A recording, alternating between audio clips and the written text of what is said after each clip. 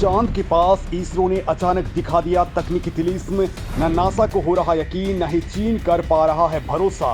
चंद्रयान-3 ने चांद पर पहुंचते ही पहली बार इसरो को भेज दिया संदेश। चांद की जमीन से 11 किलोमीटर ऊपर चंद्रयान-3 को बड़ी कामयाबी। चांद के इलाके में भारत के चंद्रयान-3 ने मचा दिया है असली भूचाल। दोस्तों, असली खेल हो चुका है और भारत ने फाइनली वो कर दिया है जिसके पास जाकर नासा छोड़िए चीन और रूस के पांव भी ठिठक जाते हैं, क्योंकि चांद की ग्रेविटी में एंट्री किसी बड़े भूचाल से कम नहीं होती है, और वो भी साउथ पोल पर लैंडिंग के इरादे से होने वाली एंट्री। और दोस्तों, इसरो ने जब यहां पर अपना यान पहुंचाया तो ये आखिरकार चांद के ऑर्बिट में फंस चुका है। लेकिन ये कैसे फंसा है, चांद की ग्रेविटी ने इसे कैसे पकड़ा है, दोस्तों इस वीडियो में मैं आपको ये बात बताने वाला हूं। क्योंकि दोस्तों, इस बार इसरो ने जो धमाल मचाया है, यकीन मानिए चीन तो अब इससे सदमे में है कि इसरो ने आखिर ये कैसे कर दिया। क्योंकि इसी काम में रूस और नासा भी कई बार फेल हो चुके हैं, जापान कुछ वक्त पहले ही फेल हो चुका है, और इसरो एक ही झटके में चंद्रयान-3 को चांद के इलाके में एंट्री करवा चुका है। तो दोस्तों, इसरो ने ये काम कैसे कर डाला, और यहां से दोस्तों भारत के चंद्रयान-3 ने इसरो को वो कौन सा पहला संदेश दिया है जिसे सुनकर के ही आप भी बाग बाग हो जाएंगी। वो कौन सी खुशखबरी चंद्रयान-3 ने दे दी है, ये बात मैं आपको बताने वाला हूं। पहले आपको बता देता हूं वो बात जिसके कारण इसरो के वैज्ञानिक झूम उठे हैं, क्योंकि दोस्तों अब चंद्रयान-3 को केवल चांद पर उतरना ही बाकी है। तो दोस्तों, बड़ी बात यह है कि बहुत ही मुश्किल पड़ाव को पार करते हुए चंद्रयान-3 ने 22 दिन के सफर के बाद 5 अगस्त की शाम 7:15 पर चंद्रमा की कक्षा में एंट्री मार ली है, और अब 6 अगस्त यानी कि आज रात 10:30 बजे से लेकर के 11:30 बजे के बीच में चांद के ऑर्बिट को कम किया जाएगा।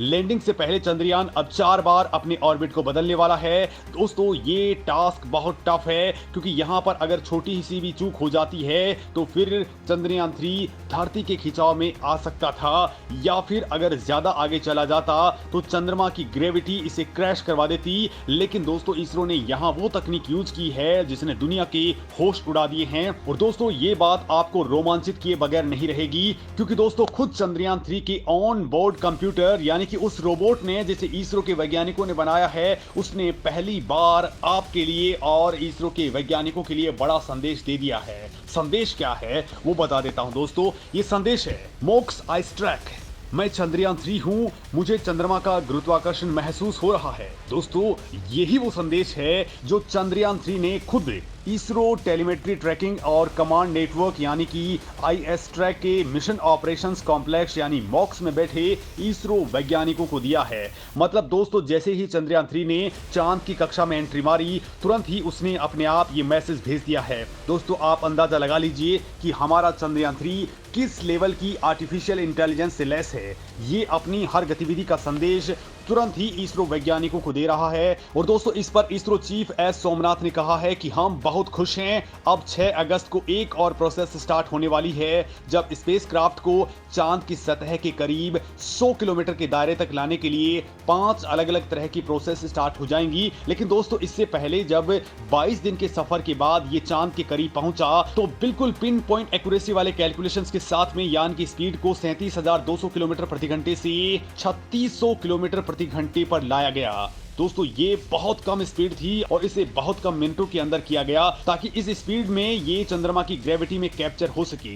दोस्तों, स्पीड कम करने के लिए इसरो वैज्ञानिकों ने यान के थ्रस्टर्स को करीब 20 मिनट तक चालू किया। इसरो ने खुद बताया है कि उसकी मिशन ऑपरेशंस कॉम्प्लेक्स में बैठे वैज्ञानिकों ने इसके थ्रस्टर्स तब फायर किए जब ऑर्बिट में हमारा चंद्रयान चांद के सबसे नजदीक था। इस दौरान इसरो वैज्ञानिकों ने मिशन ऑपरेशंस कॉम्प्लेक्स से पेरिलियन में रेट्रो बर्निंग का कमांड दिया।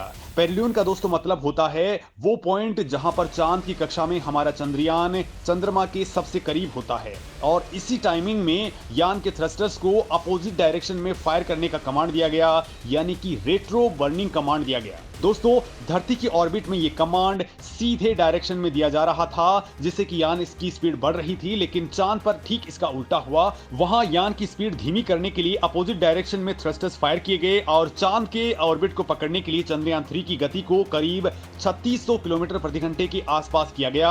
यानी दोस्तों कुछ ही मिनटों में इसरो ने ये पूरा का पूरा काम किया है, क्योंकि भारत का मून मिशन चंद्रयान 37,200 किलोमीटर की रफ्तार से चांद की ओर लपका था और देखते ही देखते इसरो ने बड़ा खेल कर दिया। इसरो ने पिन पॉइंट टाइमिंग और डिस्टेंस पर चंद्रयान 3 की स्पीड को बिल्कुल कंट्रोल कर लिया, क्योंकि दोस्तों चंद्रमा की ग्रेविटी धरती की तुलना में 6 गुना कम होती है। अगर ज्यादा गति रहती तो चंद्रयान इसे पार कर जाता, और इसके लिए इसरो वैज्ञानिकों ने चंद्रयान की गति को कम करके 2 या फिर 1 किलोमीटर प्रति सेकंड कर दिया। इस गति की वजह से वो चंद्रमा की ऑर्बिट को अच्छी तरीके से पकड़ पाया। अब धीरे धीरे चांद के चारों तरफ उसके ऑर्बिट में दूरी को कम करके इसे दक्षिण ध्रुव के पास में लैंड करवाया जाएगा। दोस्तों ये बहुत बड़ी जीत है, क्योंकि दोस्तों जिन भी स्पेस एजेंसियों और देशों ने सीधे चंद्रमा की ओर अपने रॉकेट के जरिए अपने स्पेसक्राफ्ट्स को भेजा, उन्हें निराशा ही मिली है। कई मिशन फेल हो चुके हैं, लेकिन इसरो ने बड़ा कमाल कर दिया है। और दोस्तों अब तो 100% चांस हैं कि सफलता मिलकर के ही रहेगी। इस बार यान के अंदर जो लैंडर लगाया गया है और उसके अंदर जो इक्विपमेंट्स लगाए हैं वो बहुत खास हैं। दोस्तों उनका नाम है लेजर डॉपलर वेलोसिमीटर यानी LDV और लैंडर हॉरिजॉन्टल वेलोसिटी कैमरा यानी LHVC। दोस्तों ये बहुत तगड़े उपकरण हैं। लेजर डॉपलर वेलोसिमीटर धरती पर उतरते समय 3D लेजर फेंकता है, और ये लेजर धरती से टकरा करके वापस ये बताता है कि सतह कैसी है, नीची ऊंची है, उबड़ खाबड़ वाली है, पत्थरों वाली है, यानी हर तरह की चीजें ये बता देगा, और इसके आधार पर ही हमारा लैंडर लैंड करने के लिए सही जगह का चयन कर लेगा। और बड़ी बात यह है दोस्तों कि ये काम केवल 96 मिलीसेकंड के अंदर हो जाएगा। इसके अंदर दोस्तों 2 दिशाओं में जो लेजर जाते हैं वो ये देखते हैं कि कहीं आगे या पीछे की तरफ कोई नीची या ऊंची जगह तो नहीं है, इसे लैंडर के टकराने का कोई खतरा नहीं रहता है। इसके साथ ही दोस्तों LHVC जो जमीन के नीचे की तस्वीरें भी लेता है, वो भी बहुत स्पीड के अंदर, ताकि लैंडर को उतरने और हेलीकॉप्टर की तरह हवा में तैरते रहने के लिए गति का पता चलता रहेगा। साथ ही दोस्तों खतरों का भी इसके जरिए पता लगाया जा सकेगा। दोस्तों इस बार जीत पक्की है। और दोस्तों अब हमारा चंद्रयान 3 इस वक्त 3600 किलोमीटर प्रति घंटे की रफ्तार से चांद की अंडाकार कक्षा में चक्कर लगा रहा है, जिसमें चांद से न्यूनतम दूरी है 166 किलोमीटर और मैक्सिमम दूरी है 18,054 किलोमीटर। इसके बाद दोस्तों अगला पड़ाव 17 अगस्त को बड़ा आने वाला है, जब चंद्रयान 3 के प्रोपल्सन मॉड्यूल और लैंडर मॉड्यूल को सेपरेट कर दिया जाएगा, और इसके बाद सिर्फ और सिर्फ लैंडिंग बाकी रहेगी। अब दोस्तों चंद्रयान 3 की चांद की सतह से ऊंचाई कम होती रहेगी।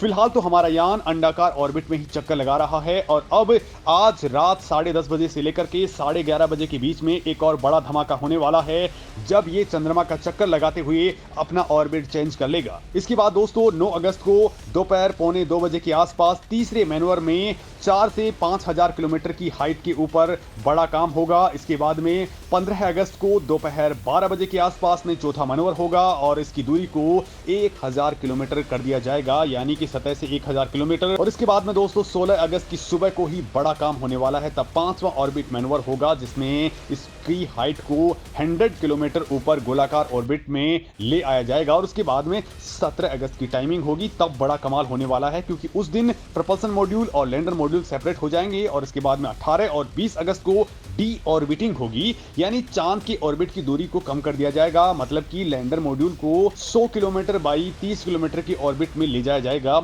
यानी ठीक से कहूं तो उस वक्त हमारा लैंडर 30 किलोमीटर की हाइट मिनिमम के ऊपर रहेगा। और इसके बाद दोस्तों 23 अगस्त की शाम को 5:47 पर लैंडर की लैंडिंग करवाई जाएगी। और अभी दोस्तों ये यात्रा 18 दिनों की ओर चलने वाली है। इसरो ने इस मामले में कहा है कि सब कुछ एकदम ठीक ठाक चल रहा है, जैसा कि इसरो ने कैलकुलेट किया था।